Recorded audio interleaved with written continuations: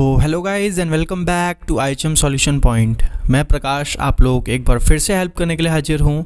तो आज हम लोग जानने वाले हैं कंप्लीट प्रोसेस जो कि आपके रिज़ल्ट के आने के बाद आप लोगों को करना है, किस तरह से सारी चीज़ें होंगी उसके ऊपर मैं डिस्कस करने वाला हूँ। सबसे पहले देखो गाइस, आपको यहाँ पर रजिस्ट्रेशन जैसा आप देख पा रहे हो, रजिस्ट्रेशन आपको करना है, रजिस्ट्रेशन और साइन इन। ठीक है, अब इसको कैसे करोगे? देखो, आपको सबसे पहले न्यू कैंडिडेट रजिस्ट्रेशन आपको पेज देखने को मिल जाएगा आपको जब रिज़ल्ट आ जाएगा। देन उसके बाद आप क्या करोगे, न्यू कैंडिडेट रजिस्ट्रेशन है उसके अंदर आप अपना स्टार्ट करोगे रजिस्ट्रेशन करना। सबसे पहले आपको वहाँ पर इंस्ट्रक्शन पेज देखने को मिलेगा। ठीक है, तो इंस्ट्रक्शन पेज पे आपको eligibility rules, fees structure, application form, submission process, payment procedures, ये सारी चीज़ें ये अच्छे से इंस्ट्रक्शंस दे रखे होंगे, तो वो आपको अच्छे से पढ़ने हैं। ठीक है, वो सब आप अच्छे से पढ़ोगे। उसके बाद क्या करोगे, आप फॉर्म को फिलअप करोगे। ठीक है, और फॉर्म को फिलअप करने के बाद आप क्या करोगे, उसको सबमिट करोगे। ठीक है, तो फिर जब आप ये इंस्ट्रक्शन पेज पढ़ लोगे तो आपके पास फॉर्म आ जाएगा खुल के, जैसा कि आप यहाँ पर देख रहे हो। ठीक है, तो फॉर्म को फिलअप करने के बाद आप यहाँ पर फिल करोगे उसके अंदर क्या क्या चीज़ें, जैसे कि आपका रोल नंबर होगा, आपका नाम, आपके फादर्स का नाम, आपका डेट ऑफ बर्थ, ये सारी चीज़ें आप वहाँ पे प्रोवाइड करोगे। उसके बाद जो आपकी रैंक आई होगी उससे ये सारी चीज़ें जो होंगी क्रॉस वेरीफाई करेगी NCHM। ठीक है, तो जब आपका सक्सेसफुल ऑथेंटिकेशन हो जाएगा तब आपको वही पासवर्ड एक चूज़ करना होगा, और पासवर्ड जब आप बनाओगे तो पासवर्ड को कहीं पे लिख के भी आप लोग रख लोगे। ठीक है, ये चीज़ ध्यान रखना कि कोई भी या तो मोबाइल में नोट कर लो या फिर कहीं पर लिख के रख लो। ठीक है, ताकि भूलना नहीं आपको। और मैंने ईमेल के ऊपर भी कुछ टिप्स दी थी, तो मेरी जिसने डॉक्यूमेंट्स वाली वीडियो नहीं देखी है तो डॉक्यूमेंट्स वाली वीडियो एक बार आप लोग देख लेना, तो उससे आपको एक फेयर आइडिया मिल जाएगा कि हमें कैसे क्या करना रहता है। ठीक है, तो उसकी लिंक मैं यहाँ पे ऊपर दे रहा हूँ, तो यहाँ से आप लोग चेकआउट कर सकते हो।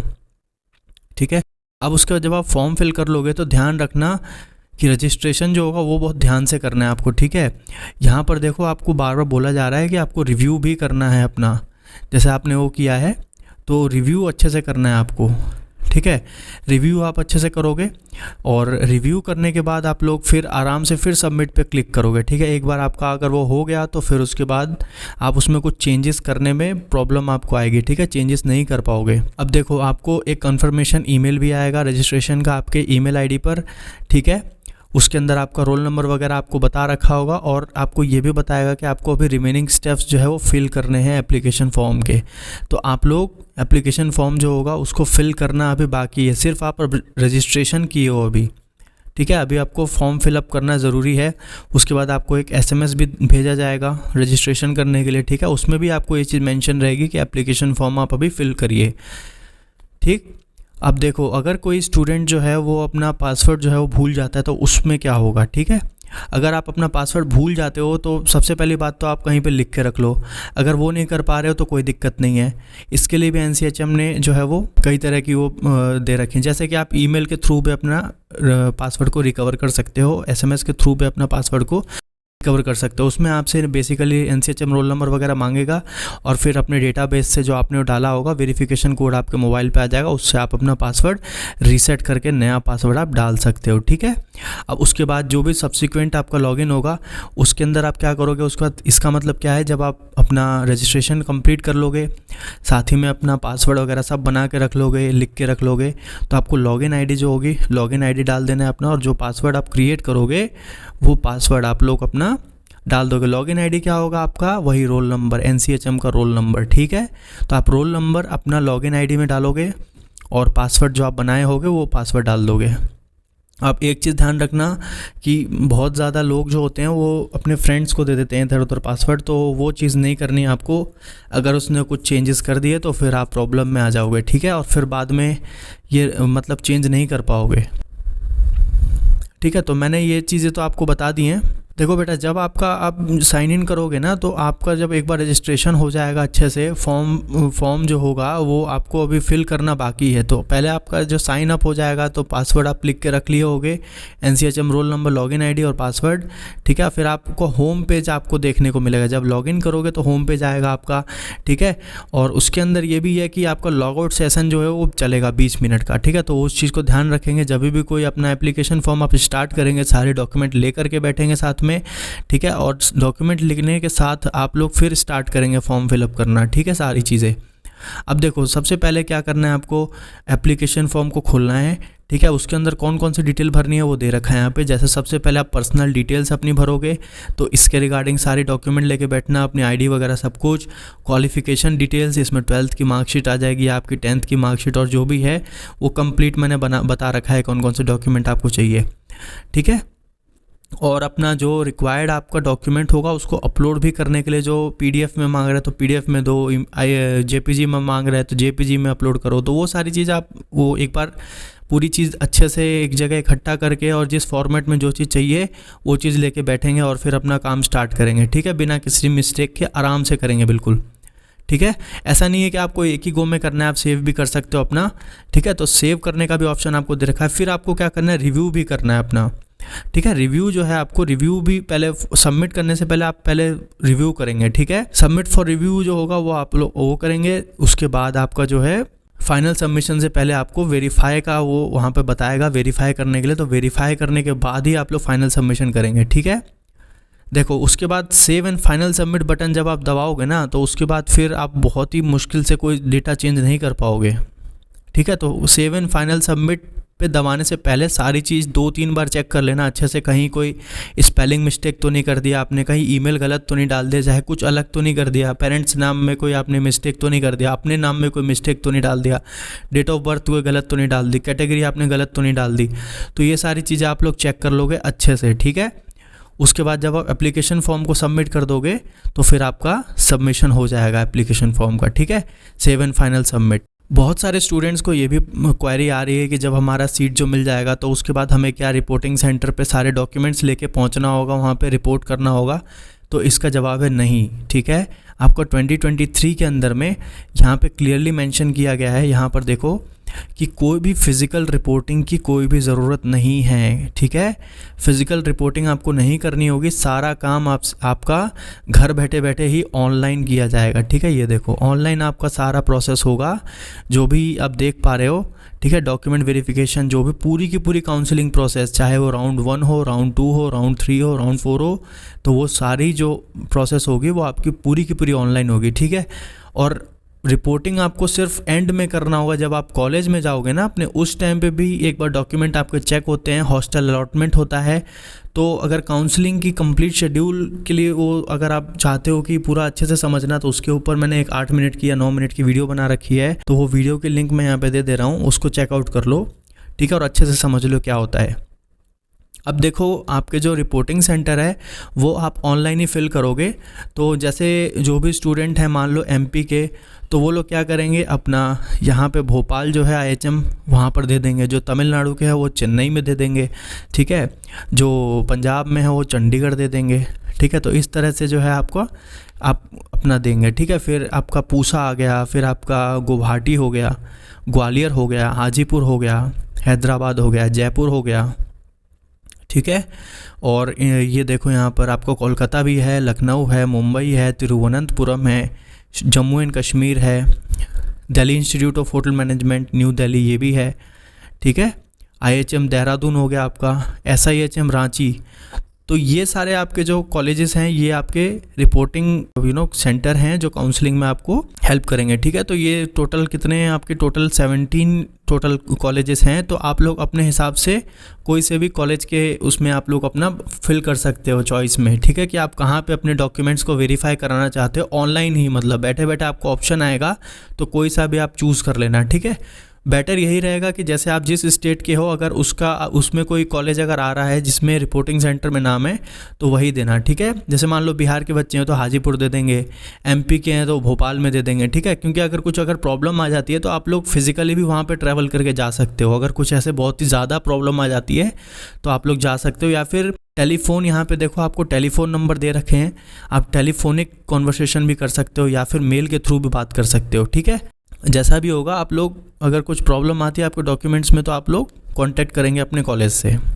उसके बाद देखो बेटा, उसके बाद हम लोग को क्या करना रहता है, अपने कॉलेजेस जो हैं वो कॉलेज के आपको चॉइसेस जो होते हैं वो फिल करने होते हैं, ठीक है बेटा। तो वो कैसे करेंगे हम लोग, आप जब अपना सारा चीज़ कर लोगे, ठीक है, एप्लीकेशन फॉर्म फिलअप कर दोगे, ठीक है, उसके बाद आपको अवेलेबल चॉइसेस दिखाने लगेगा, ठीक है बेटा, कि कौन कौन से चॉइसेस हैं आपके पास कॉलेज जो आप फिल कर सकते हो, ठीक है। तो ये अलग अलग आएगा, सपोज जैसे जेंडर कैटेगरी जो जो एक्सेप्ट करते हैं कॉलेज, उसके बेसिस पे आपको अपने आप दिखाएगा ऑनलाइन, तो उसमें घबराने की ज़रूरत नहीं है, आप सारे ऑप्शन आपको दिखाई देंगे जो भर सकते हो, और सारे के सारे भी अप्लाई कर सकते हो, लेकिन उतनी मेहनत करने की ज़रूरत नहीं है।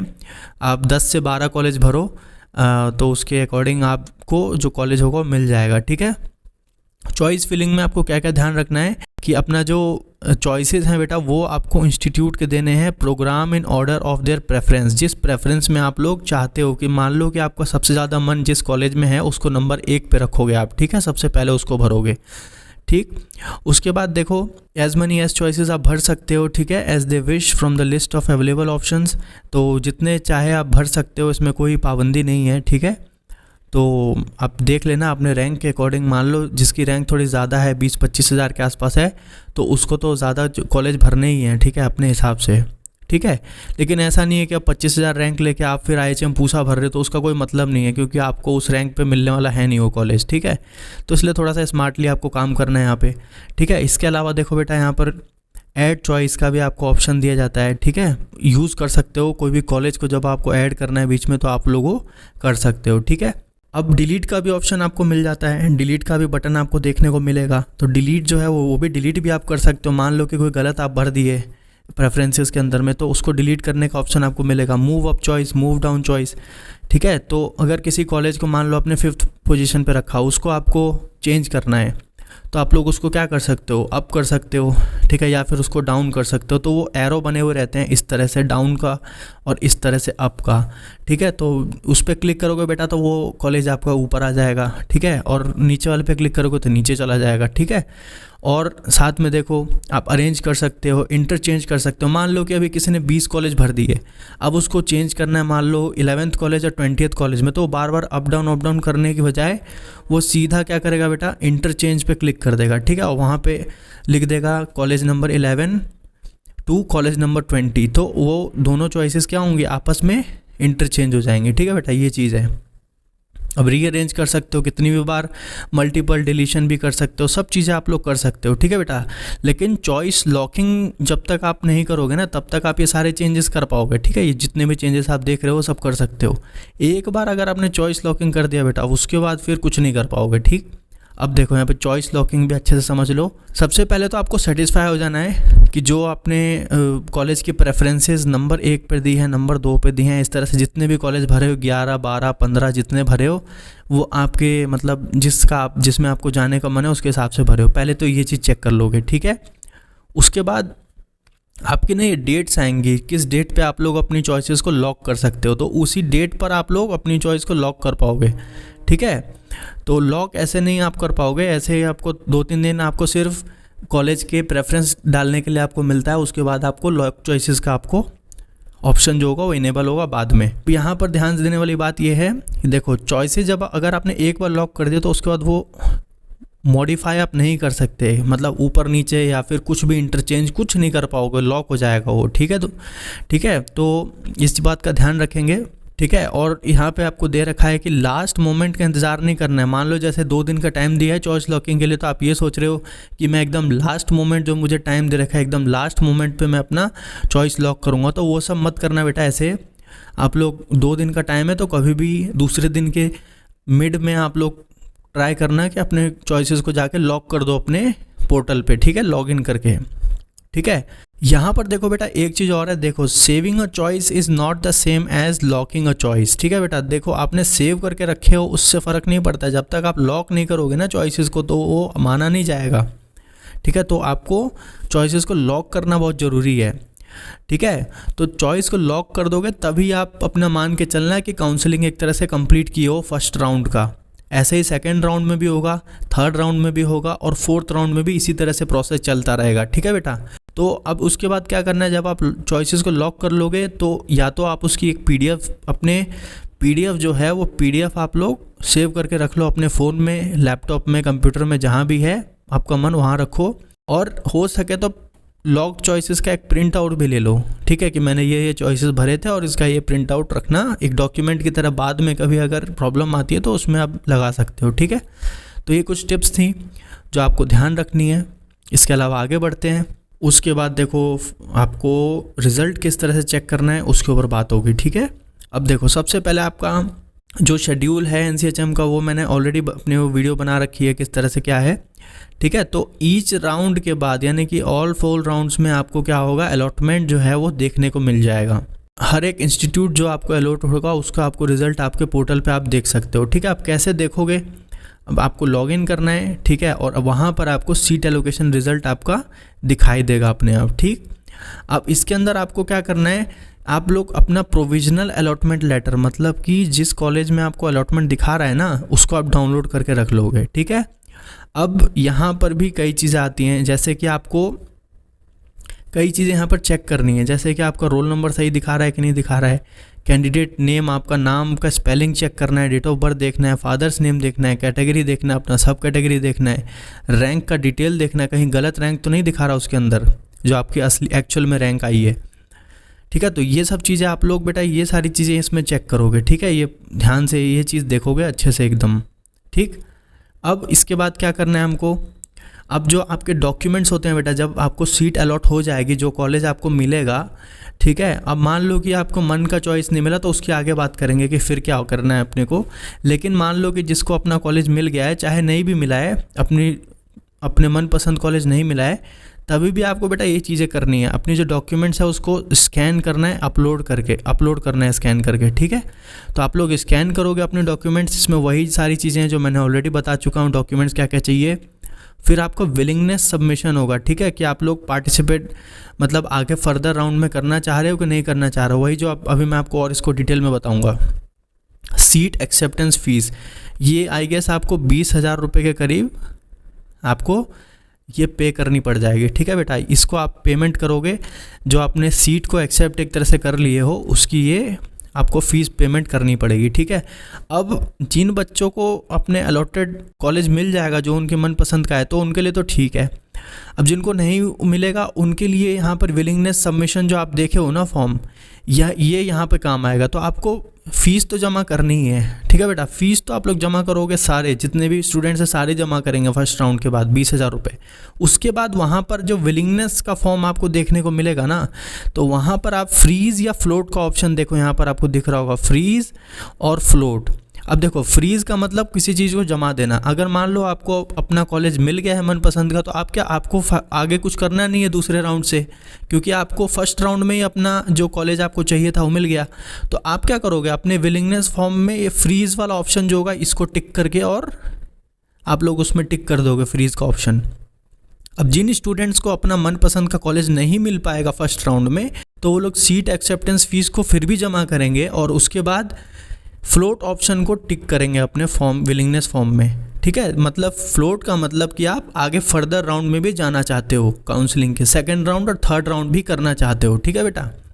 तो इस तरह से आपको ये विलिंगनेस फॉर्म जो हो गया वो आपको देखने को मिल जाएगा, ठीक है। तो आई होप कि आपको समझ में आ गया होगा विलिंगनेस फॉर्म क्या है। ये लास्ट में ये सीट एक्सेप्टेंस फ़ीस मैं ऑलरेडी आपको बता चुका हूँ, अगर फ़ीस सबमिट नहीं करोगे तो आपको जो कॉलेज मिला होगा, जो सीट आपको मिली होगी वो कैंसिल मानी जाएगी, ठीक है, कि आपको वो नहीं चाहिए, ठीक है। तो आपका एक तरह से काउंसलिंग का पूरा जो राउंड आप किए हो गया, अगर सीट एक्सेप्टेंस फ़ीस जमा नहीं करोगे तो वो नल एंड वॉइड हो जाएगा, ठीक है, ख़त्म हो जाएगा एक तरह से।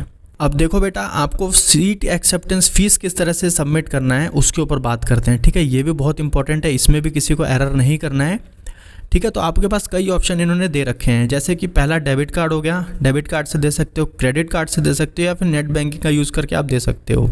अब देखो आपको किस टाइम पर आपको जो है सीट एक्सेप्टेंस फ़ीस देनी है। मान लो कि कोई स्टूडेंट फर्स्ट राउंड में वो करता है, ठीक है, तो उसको फर्स्ट राउंड में जब अलॉटेड अपना देख लेगा वो कॉलेज जो भी मिला होगा, तो उसमें सीट एक्सेप्टेंस फ़ीस वो उस टाइम पर जमा करेगा। अगर मान लो कोई स्टूडेंट पार्टिसिपेट नहीं करता फर्स्ट राउंड में और वो सीधा सेकेंड राउंड में आता है, सेकंड राउंड में अपनी काउंसलिंग स्टार्ट करता है, तो फिर रजिस्ट्रेशन फ़ीस लगेगा, उसमें सब कुछ लगेगा जो बाकी स्टूडेंट्स पहले से ही कर चुके होंगे, ठीक है।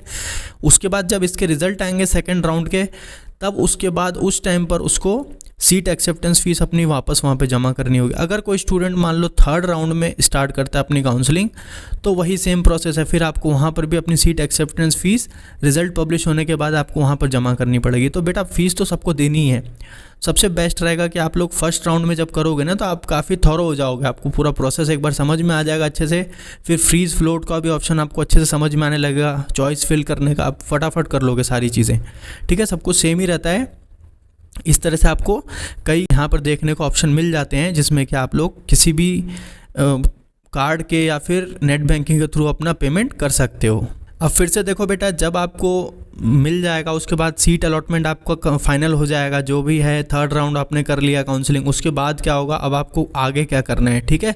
अब रिपोर्टिंग कैसे करनी है आपको, वो चीज़ आप यहाँ पर देखो, ठीक है। अब देखो सबसे पहली बात तो आपको ये देखना है यहाँ पे कि आपका जो डॉक्यूमेंट वेरिफिकेशन है वो ऑनलाइन करेगा रिपोर्टिंग सेंटर आपका, ठीक है। और सीट का कंफर्मेशन भी आपको रिपोर्टिंग सेंटर देगा, ठीक है। तो आपने डॉक्यूमेंट जब अपलोड कर दिए, अपनी फ़ीस को पेमेंट कर दिया, ठीक है, तो ऑनलाइन जो डॉक्यूमेंट वेरिफिकेशन है आपको आराम से बैठना है और ऑनलाइन वेरिफिकेशन आपका रिपोर्टिंग सेंटर अपने आप करेगा, ठीक है। रिपोर्टिंग सेंटर करेगा। अगर कुछ प्रॉब्लम रिपोर्टिंग सेंटर को देखने को मिलती है आपके डॉक्यूमेंट्स में, तो वो आपको ईमेल के थ्रू आपको वो लोग इंटीमेट करेंगे, ठीक है।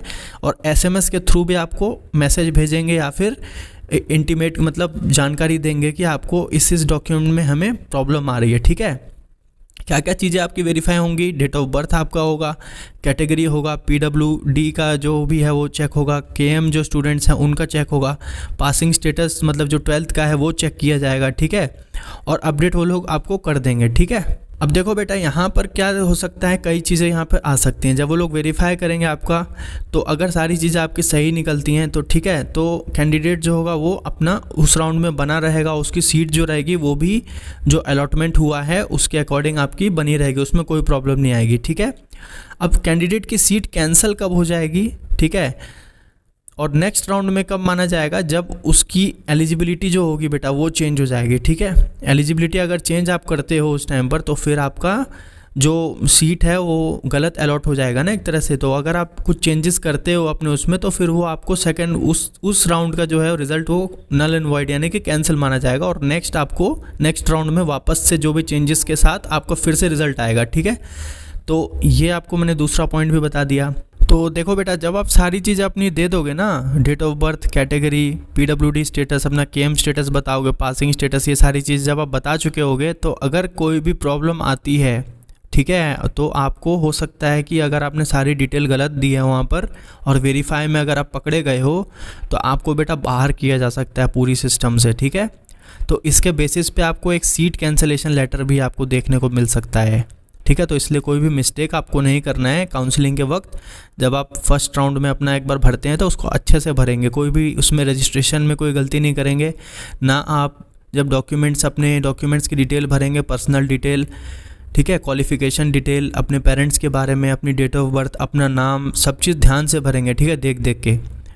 और जो आपका या फिर जब सब आपका ओके पाया जाएगा, जब सारी चीज़ें आपकी सही पाई जाएंगी, तो आपको यहाँ पर प्रोविजनल एडमिशन लेटर आपको देखने को मिल जाएगा आराम से, ठीक है। तो आप लोग वो ले सकते हैं। अब देखो बेटा, मान लो कि आपकी कुछ डिस्क्रिपेंसी आ रही है, मान लो आपने कोई चीज़ दी थी और वहाँ पर वो लोग सही से उस चीज़ को वेरीफाई नहीं कर पा रहे हैं, लेकिन आप जानते हो कि आपने बिल्कुल सही डिटेल्स उनको भर के दी थी और सारी चीज़ सही है।